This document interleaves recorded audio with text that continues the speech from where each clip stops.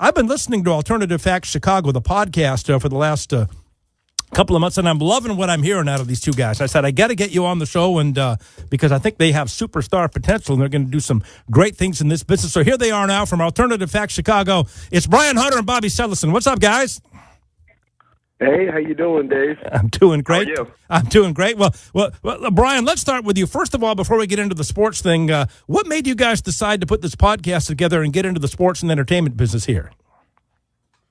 Well, Bobby and I, we follow podcasts, and we have for a long time, from music, sports to entertainment, all various podcasts. And we have a group chat, and we always, have our thoughts, opinions. We give banter all the time. And we just figured, one day we looked at each other and said, hey, we need to put all this on air and get it out to the public. We're always, big on social media and just always in the face of other people and giving opinions. And we always are able to get a response out of others. So, like I said, one day we looked at each other and said, hey, let's start a podcast.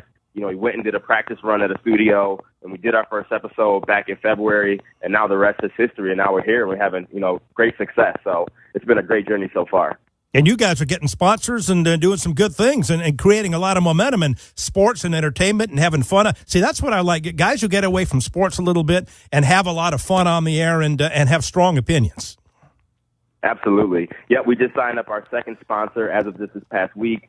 Definitely looking for more. And we try to keep it lighthearted. We give our honest thoughts and opinions on not just sports, but music, entertainment, politics, any and everything mainstream. And our focus is we like to make sure that any and everyone can listen, from a 10-year-old all the way up to, a 50, 60-year-old. We all topics, all ranges, and we just give our thoughts and opinions. I think that's why it's doing so well, because it resonates with the public, and we just keep it honest. And we try to have opposite opinions to give people the chance to choose and have a side. Well, that's my audience, the 10-year-olds. You guys are in the right place right here. All right. Now, Bobby, let's ask you here. The NBA Finals right now, 3-0. Warriors up, looking for all the world like they were going to sweep. They lose by 20 last night as the Cavaliers put on an unbelievable outside shooting display. Now, how much pressure is on Golden State if they lose this game Monday night? Do the collars start to tighten, and do we have a series here?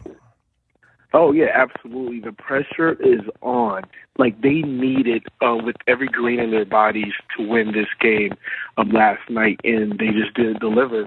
So, now that the doubt is creeping in, I think that they're going to be come Monday night, and it's a must win. It's a must win, because if they lose this game, and if it goes back to Cleveland, I think it's going 7 games, and history might repeat itself. Now, Brian, last yeah. Now, Brian, last year the Warriors were up 3-1, and the Cavaliers became the first team ever to come back from a 3-1 deficit in the finals. So, if you're the Warriors here, do you start saying, "Oh no, not again"? If things go wrong Monday night? If things go wrong Monday night, then they will. If I'm the Golden State Warriors, I stay confident. I think deep down they just didn't really care or have the drive to want to win in Cleveland. They want to have, a home celebration in Golden State on Monday. So they might have packed it in, played a little bit, just to the fact they didn't really care. That's kind of the way I see it last night. And they're going to go, everything that they can, come Monday night to win. And they have to win. If they do not win Monday night, it's definitely going 7. And I heard you say before that it's never happened 3-0. Why not now? It could happen, and it's going to happen one year. And if any team can do it, it's LeBron James. Someday it's going to happen. Brian Hunter and Bobby Sellison join us here from Alternative Facts Chicago, the great podcast they do with Dave Smith here at NBC Sports Radio and NBCSportsRadio.com. All right, guys, you being in Chicago, interesting that Bob Stoops resigned, the head coach at Oklahoma. Just a couple of weeks ago, he was talking about looking forward to the season and his great recruiting class, and then he ups and quits here. That surprised everybody. He bought a home in Chicago worth over $2 million, though. So does that mean he could be the next Bears coach if things don't go well this year, or maybe the next Notre Dame coach? I think so, absolutely, because, where there's smoke, there's fire. And just me putting him on my conspiracy theory hat, he was not going to get fired anytime soon at Oklahoma. He's been there for such a long time, and for him to be just to kind of get up in the move and to make such a big purchase here, I 100% think that John Fox is already on a short leash there. I think this is his last season if somehow the Bears don't make the playoffs. And I think Bob Stoops, he's had a great career. I think, honestly, at one point you hit a wall and he hit that wall in college. And I think just him coming into the NFL game, it would be a good time in his career with a team that's young, that's basically starting from scratch. So I think that's a huge possibility, and he's just waiting for that job to open up, and something's going on there in the background. Now, Mitch Trubisky, Chicago got all kinds of heat for trading up for him, and people are saying, well, you could have got him with the next pick. You didn't need to give up anything. Then he goes to the Bulls game that night and gets booed, the poor kid, before he ever plays a game. But if he turns out to be good and legit and an all-pro quarterback, this is a great pick. So I think people need to kind of pump the brakes a little bit and let's see what the guy can do first before they're tough on him like this. Absolutely. I think they should give him a chance. The biggest thing is Chicago, the city, man, they get on any and everything. And it's funny, I was looking at a stat one day, and for all the Chicago sports, the Cubs doing great, World Series champs, the sports team that brings the most revenue to the city is still the Chicago Bears, which is crazy to see. So everyone wants them to be good. It was a big pick, and it's going to put a lot of pressure on this kid, a guy who went 8-5 and only played one college season. That's a tall tale to ask for when Deshaun Watson was out there, get a proven winner. So the fact that they didn't do that and went for the long shot with Trubisky, he's going to have a lot of pressure. Can the kid handle it? We'll see. But this is a city that they will drop you and go, it can get bad on you very quickly if it doesn't go well. So I hope for him he gets to sit for a year, do not play him this year. He's going to fail. Let him sit, behind Glennon for a year, learn a little bit, and maybe see what he can do next year. Everybody I know, guys, who live in Chicago or are from Chicago, they all tell me the same thing. We love the Bulls. We love Michael Jordan. Those 6 championships are fantastic. But all of them say that one Super Bowl championship the Bears won means more to the city than all 6 of the Bulls championship combined. So do the Bears mean, is that true for people who live in Chicago? Yeah, absolutely. People, eat, breathe, sleep the Bears. Like a lot of my family, my father-in-law, his whole family, they're from out this area. That's all they talk about is the Bears. And I honestly think that they need to come in and they need to be able to give a good product to the city of Chicago, because when the Bears are doing well, the city's doing great. And everyone is happy, and the energy is rocking. But when they're doing bad, like they have been, you can tell it's a different energy. And no matter if the Blackhawks are winning or the Bulls are winning, it just it's a different vibe. So I honestly think that the Bears being the premier team in Chicago, and with them being able to hopefully be a winner one day, that would just make us even better than any city in the rest of the world. I'm not sure it's going to happen this year. That's the downside, and they may even be worse than this past season. And we love the Bears, we're rooting for them, but with the talent they have, they're in full-blown rebuild right now. They may go 0-16, but I'm predicting 2-14 this season. So I hope I'm wrong. Is it safe to say that? And we've already purchased our brown paper bags to put over our heads for this season. So that tells you where the Bears are going to be at. I'm a 49ers fan. We're looking at 2-14 again this year as well. Brian Hunter and Bobby Sellison joining Dave Smith here from Alternative Facts Chicago, the great podcast that I've been listening to. And these two, I think, going to be on their way to great things here in the near future with Dave Smith at NBC Sports Radio and NBCSportsRadio.com. All right, guys, now there's been talk, if Cleveland gets closed out here in Game 5, and the Cavaliers realize, we got to do something to get up to speed. We're just not as good as the Golden State Warriors. Do they move Kevin Love in the offseason? Or in the summer of 2018, could either one of you see LeBron leaving again? And there's been all kinds of rumors that LeBron wants to pair up with maybe Paul George and Melo and maybe some other guys and form their own super team in a year or two.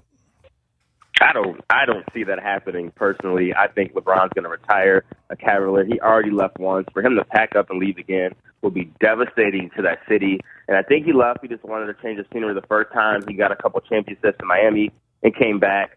I don't see him leaving again. And what he can and probably will do is just keep recruiting players to come in Cleveland. I think this offseason, if they get closed out on Monday, they need to shore up their bench, get younger, possibly get Paul George.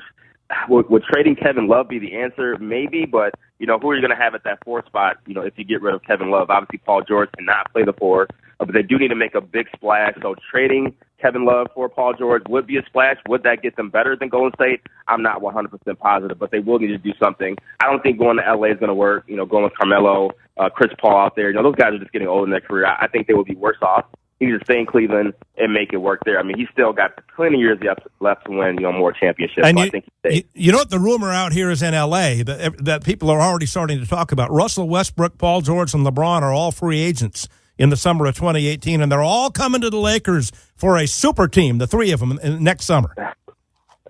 I mean, no offense, Dave, but Lakers fans, they're always throwing out these crazy conspiracy theories. Absolutely, yes. That's not happening. I'm sorry.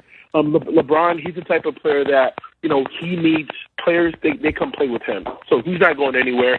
Westbrook, Paul George, maybe, but I don't think Paul George is as elite as people make him out to be. I think he's a solid player. He's an all-star type of player. He's not a transcendent player. He's not a superstar. So that's a huge possibility. And then Westbrook, I think Westbrook, he so does not want to be like Durant. I think just from a public perception standpoint, he's going to stay in OKC, and he's going to try to bring some players in to play with him. But so I think the Lakers, honestly, they're better off going to the draft. Absolutely. And, guys, I like the super teams. I know people think it's bad for the league, and Kevin Durant, it was a weak move going to the Warriors. I love the super teams. I love setting the bar high. I loved it in 92 when the Olympics started taking the NBA players and the Dream Team, and they blew everybody out. It's not our fault we have the best players. It's up to the rest of the world to get better, which they did. They raised the level of their games and significantly because of our Dream Team. I think it's the same way in the NBA now. We've got a great Warriors team here. It's up to you guys to get better. Don't bitch and complain that they have too many good players. Do something about it. Absolutely, and I think that's just going to keep happening. Who's going to be the next, NBA franchise to get a super team? The Knicks, I mean, you'd think they would have the market and the capital to make a super team. The Lakers obviously can.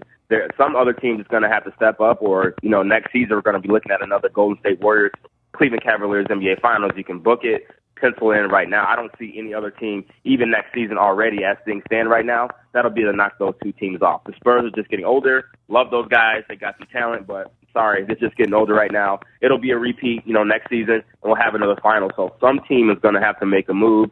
Everyone complains about the super team, but that's just where we are in the NBA in 2017. So like you said, someone's got to step up and do something about it. What about Markelle Fultz and maybe Gordon Hayward to the Celtics in the offseason? And then Ante Zizic, the 7-footer they got playing over in Europe. Does that get him over the hump against Cleveland with those three? Honestly, I don't think so. I think with them, Markelle Fultz, will he come in and average close to 15 or 20 points a game? Maybe. It's to be determined. How efficient will he be? How will he kind of mesh in with Isaiah Thomas? So those are kind of big question marks that I don't think that him being drafted will kind of get them over the top. I think Gordon Hayward, he's more of he's an interesting player. I think with him, he gives them, a very more depth, better shooting. And I think that, he would definitely make them a lot more, they'll compete. But over the top, still a huge question mark. So I just think that they just really need to bring in someone with more superstar type of quality, type of power, maybe making some trades in there. So, we'll see.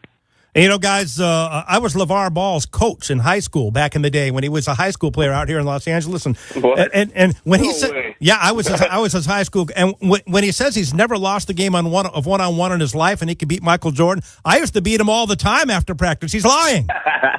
He's lying. He's lying. You need to promote that, man. This guy. I know. You got to get him, Dave. I had the typical white guy's game. I could make all kinds of outside shots, a step slow, and I couldn't jump, but I could shoot it like nobody's business. Typical stereotype. That's awesome. You probably got a good box out game, too.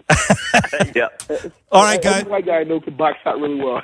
They have a great free throw percentage, too. Yeah, you want to put a guy on your show from the goofy white guy perspective. I'm your guy. I'm the fountain of information right here. All right, guys, I appreciate you coming on. This was great stuff. It's Alternative Facts Chicago. When's the next podcast? So the next podcast will be aired this upcoming Thursday. You can find us on all social media. Our SoundCloud is Alternative Facts Chicago. iTunes, currently, we are number 14 on the top comedy section. Overall, we're in the top 60 overall for podcasts on iTunes overall that's in the world, people. So make sure you check us out. Our Twitter is AFAC Chicago. Our Instagram is Alternative Facts Chicago. Facebook, Alternative Facts Chicago. Our email is alternativefactschicago@gmail.com. So you can find us any and everywhere, all over social media, and we're very engaging. we'd love to hear from you. We appreciate, the opportunity. All right, guys. Thanks for coming on. We'll have you on again soon. I appreciate it. All right. Thank you, Dave. Have a good one.